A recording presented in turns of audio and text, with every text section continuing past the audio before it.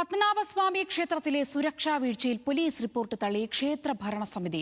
Police റിപ്പോർട്ടിനെതിരെ ഭരണസമിതി സർക്കാരിന് കത്ത് നൽകിയേക്കും. നേരിട്ടുള്ള പരിശോധനയിലൊന്നും നഷ്ടമായില്ല.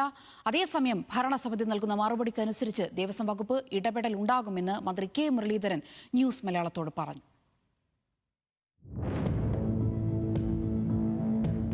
ഇന്റലിജൻസ് ADGP പി വിജയൻ നൽകിയ റിപ്പോർട്ടിന്റെ അടിസ്ഥാനത്തിലാണ് സംസ്ഥാന പോലീസ് മേധാവി റവാഡ ചന്ദ്രശേഖർ ക്ഷേത്രത്തിലെ അമൂല്യ വസ്തുക്കൾ കാണാതാകുന്നുവെന്ന് ചൂണ്ടിക്കാട്ടി ആഭ്യന്തര വകുപ്പ് സെക്രട്ടറിക്ക് കത്ത് നൽകിയത്. ഇന്റലിജൻസ് മാസങ്ങളായി നടത്തിയ അന്വേഷണത്തിന്റെ അടിസ്ഥാനത്തിലാണ് റിപ്പോർട്ട് തയ്യാറാക്കിയത്.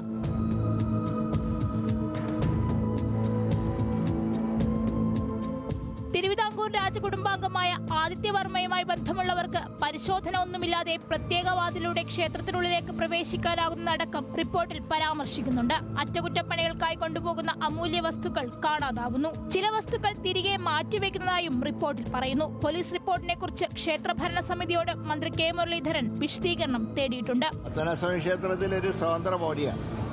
അത് മറ്റുള്ള പോലെ ദേവസ്വങ്ങളുടെ കീഴിലല്ല.